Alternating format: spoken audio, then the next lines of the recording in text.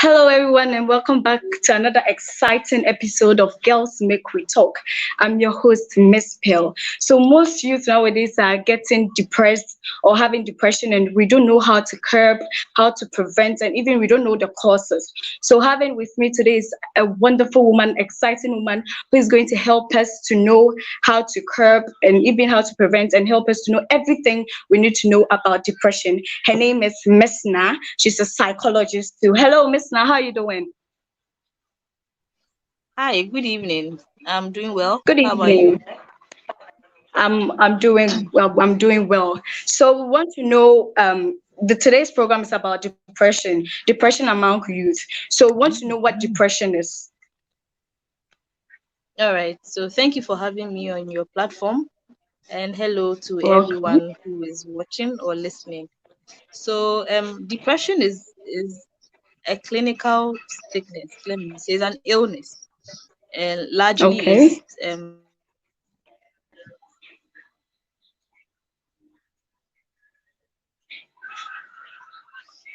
Hello.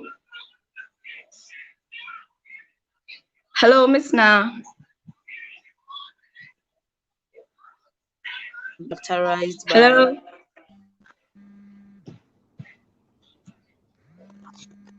Hello. Hello. Can you hear me? Can you hear me? Yeah, I can hear you. So please continue. Okay. So I was saying that depression is a mental health condition. It's an illness just like any illness we know, and it is largely characterized by persistent feelings of sadness, crying, Okay. social withdrawal, changes in appetite and sleep, loss of motivation and interest, especially in things that you used to enjoy doing. And these Okay. symptoms, in a host of others, need to have lasted persistently for 14 days before we can Okay. diagnose you with depression. One of people feel sad, people feel, less motivated. It's normal for you to have such moods once in a while, or you know um in one of times. But when it Okay. persists for a period of 14 days, then we can't say that you are Okay. depressed. And in extreme Yes. cases, you have suicidal ideations, you have death wishes, Okay. and some others will go ahead to um, commit suicide or attempt suicide. Okay. So that is the extreme form of depression. So yes, generally that's what Okay. depression is about. Okay. So are there types of depression, if we may know? Hey, I don't know if it's my side, but I can't hear you. Hello, can you hear me? Hold on. Can you hear me now? Can I log off and log on again? I don't know if it's my Okay, number, you can. my speaker. Just a Okay, you second. can do that. All right. Hello, viewers. So it's network problem. Sorry to everybody. But then we are talking about depression, and I hope after everything you would learn something. You would be able to pick something from whatever we are saying here. So she's back. I'm adding her. It's better now. Yeah. Hello, Miss Ma. Can you hear me now? Yes, it's clearer now. Okay. So I was asking, are there types of depression, if we may know? Clinically, there are three types. So you have the Okay. mild, you have the moderate, and the severe or the chronic. And the mild Okay. one, usually the basic symptoms I mentioned, the consistent feelings of sadness, crying, most times Okay. for no reason, loss of motivation and interest. Those ones, Okay. for the first 14 days, we consider them mild because um, extreme symptoms have not arrived yet. But in the Okay. case of moderate or severe, you realize that some people are likely to have suicidal tendencies, death wishes, And in extreme cases, you have psychiatric manifestations, which are the severe forms of depression. So, yes, we have various forms of depression. We have psychotic depression, we have postpartum depression, um, a host of others, which generally are triggered by various events. So depending on the event that is being triggered or the symptoms that are being Okay. presented, then we can classify you in that category. We have assessment tools that we use to measure Okay. depression. So by the assessment tool, we can tell how severe your symptoms are and what category we place you in with regards to the conditions you are presenting. Okay. Talking about symptoms, can we know some of the symptoms? So, like I mentioned in the definition, there should be Okay. persistent feelings of sadness. You have people who are crying for most times no reason. Changes in your sleep pattern. Either you are sleeping too much or you are unable to sleep at all. Okay. Changes in your eating patterns too. There are people who develop eating disorders. So you're either eating too much or you just don't have the appetite to eat. You should have loss of Okay. motivation and interest. You realize that activities you used to enjoy before, for that period of time, you don't find the motivation to engage in those activities again. And these are the clinical symptoms we look out for that tell us that um, depression is beginning to set in. And like I said, in extreme cases, Okay. you have suicidal tendencies, you have death wishes, and people who go ahead to um, commit suicide, yeah, largely. Okay. So can we know the cause, some of the causes that cause the depression? Because people might not know, or people do know, but they don't really know that this is really the causes. Like this is really the cause. Um, So can we know some of the okay. causes? So the causes for depression, they are in three categories. So we have the biological, we Okay. have the psychological, and the social factors that expose you to depression.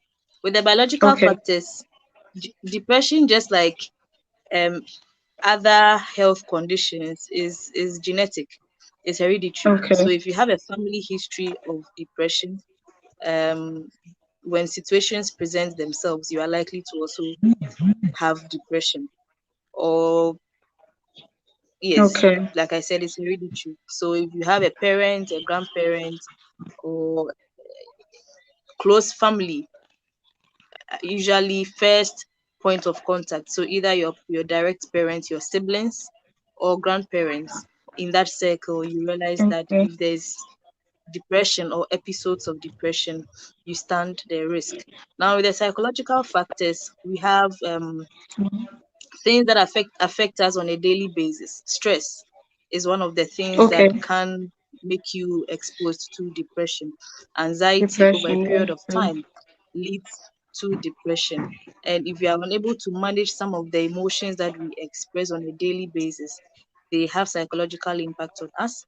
And because you are not controlling or managing it well, you realize that you are exposed to depression. There are social factors too, like Okay. social events, childbirth, pregnancy. These are major events that can trigger depression. So, if during the pregnancy or Okay. after pregnancy you are not taking care of yourself well, the hormonal imbalances that are there can trigger genetic factors, which can expose you to Mm. depression. Other social factors can be financial, can be job related, can be friendships or relationships or marriage, things, ties that bind us in social ways, family, friends, colleagues, work. Mm. These events also are likely to expose you to depression. Events that happen in your everyday life. Like I said, stress is one of the major things that is causing depression in many people lately because we are not managing our stress well, we are not sleeping well, we are not eating well, we are not um, managing our social engagements well. So these things, Okay. when they persist, sorry, for a while, you realize that your body begins to respond to the absence of care for it, and it can Okay. expose you to some of these mental health conditions. Oh, okay, that's very nice. And please, to my audience, if you have any questions you want to ask, please drop it at the comment bottom, and then let's do justice to it. So back to you, Miss. Now, is depression and bipolar disorder the same? I don't really know if they are different or if they No. are the same. So can you elaborate more on that? Bipolar is a condition on its own. They are two different things. Okay. Depression is one Okay. of the factors of bipolar anyway, because bipolar is a combination of two mental health conditions. So bipolar is Okay. more psychiatric than psychological. Okay. Events of bipolar, you need medication. For that one, um it's on very rare occasions that we do only psychotherapy. For bipolar, it is a bit extreme, so that one comes Okay. with a more radical approach to management. There are two phases to Okay. bipolar. So there's the manic phase and then the depression phase. One point you have so much Okay. energy, you don't know what to do with the energy. So that's the manic phase, where there are people who are overly hyper. Their, attention deficits begin to manifest at that time, and they're all over the place. It's like you have too much energy, you can't explain, and you don't even know what to use the energy to do. So that's the manic phase. Energy to Some of do. them can be destructive, some of them can have psychotic manifestations in their manic phases. And then the other side, that's why it's called bipolar. So it's a combination of two, Okay. your low Two. tones All and right. your high tones. High So in the tones. low tones, Okay. you have depression, where the symptoms of depression, like I said, manifest. They have a lot of mood swings, they have extreme sadness, loss of interest. Some of them can be very suicidal in the depressive stage. So bipolar, depression, they are two different things. And I can say that bipolar is um a more critical condition than depression. Depression. Oh, okay. And you were talking about suicidal attempt. So I want to ask, is what pushes someone when someone is depressed? What pushes the person to commit suicide? Suicide. I All don't right. know. Is So, it another? come again. Yeah, Is it I another said I what? want to know. I said I want to know what pushes someone to have suicidal thoughts or something. Okay. So suicide or suicidal tendencies are symptoms. Just like you have malaria, and then how do you know you have malaria? You are feverish, you have chills, you have loss of appetite. That's what tells you Okay. that you have malaria. Now, suicidal Okay. tendencies are also symptoms, just like any symptom of diseases you know. So it is not a behavior per se, but it is a symptom All right. that tells you that there's a condition you need to address. Now, the brain is Okay. programmed in a way that it processes your thoughts and it highlights your thoughts to you. When there's Okay. persistent loss of interest, motivation, absence of sleep, and you're not eating well, your brain begins to work in the area of these deficiencies. You understand? All right. So, Um. persistent sadness is already programmed in the brain. Consistently, you have shown or you are manifesting sadness.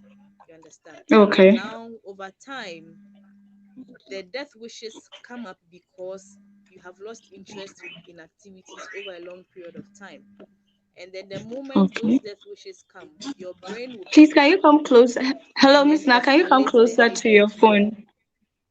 Can you come closer For to your people phone? who may not talk about Okay. it, you realize that they progress those thoughts, or the thoughts progress. I won't say Okay. they progress the thoughts, but the thoughts progress, and then over time, they either yield to the thoughts or they may seek help even before they get to that point.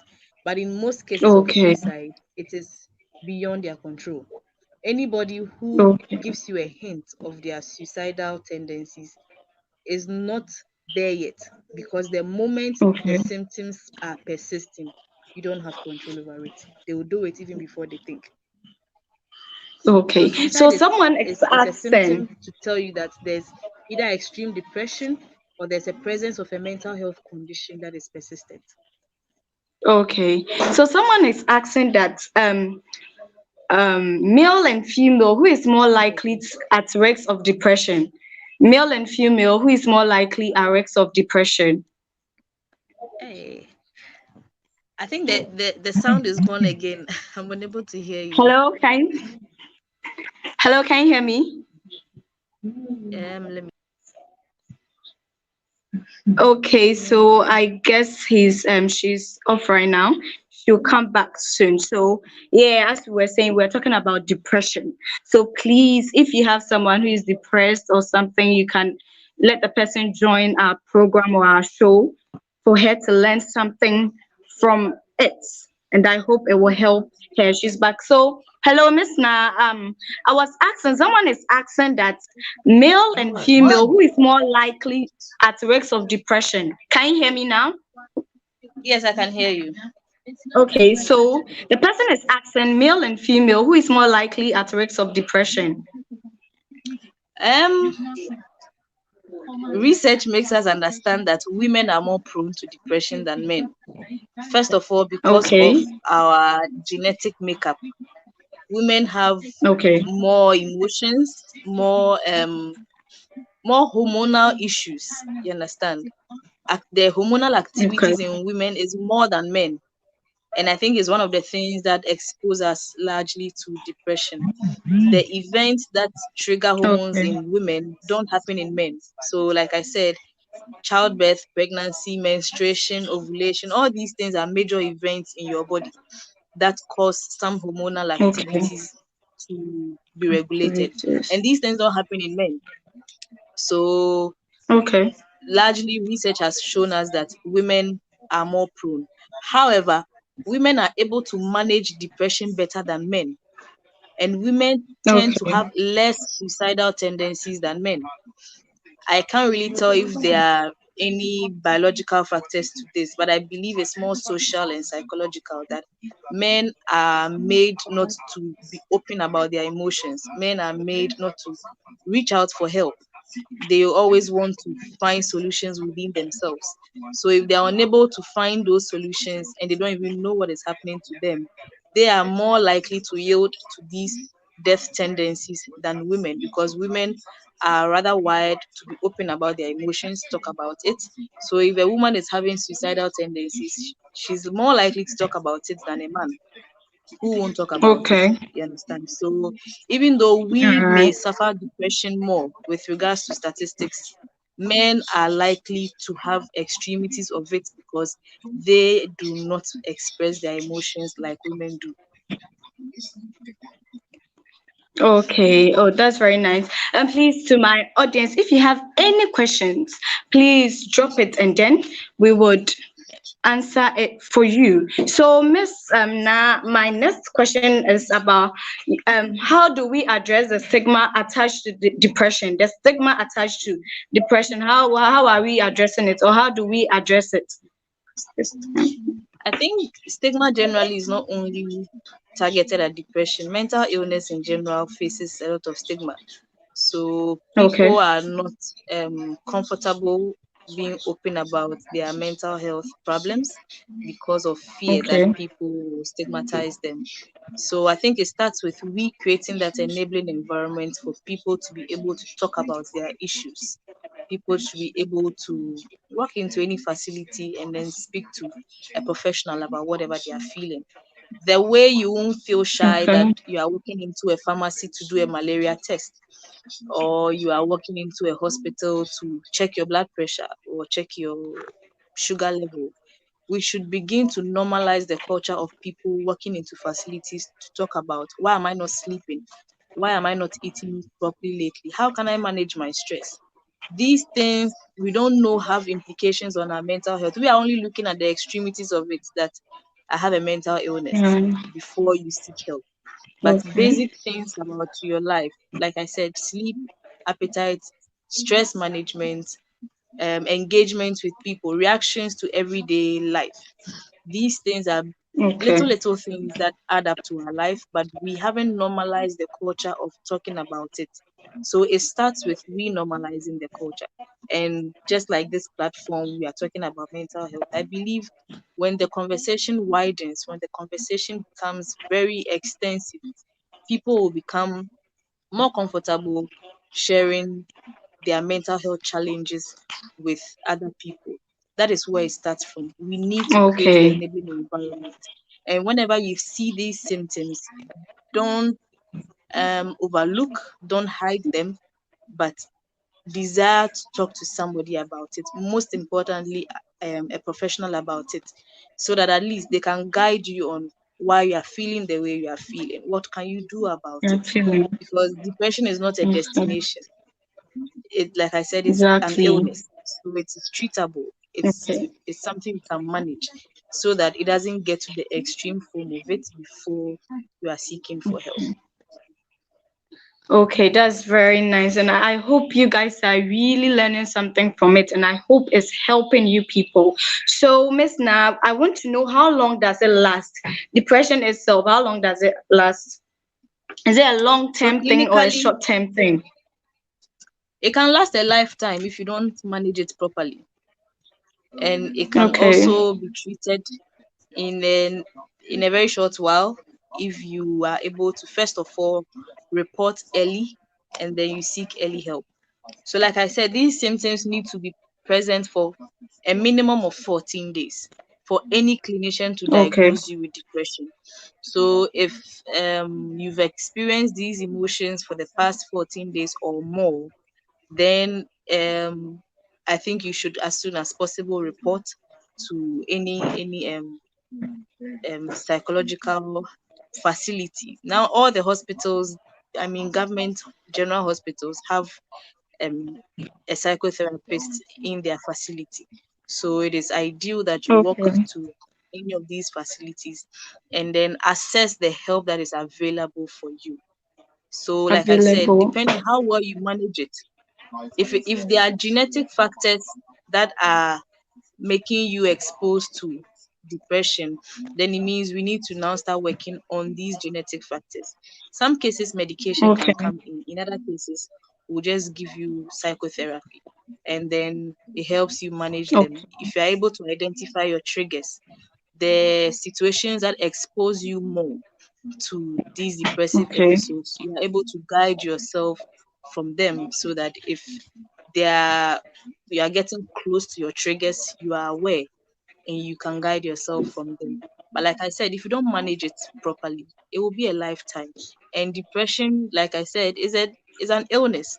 So if you have hypertension and you're not treating Okay. it well, it will escalate, it will Treating turn it into well. a chronic disease, and you can develop a stroke, a heart attack, or you can die.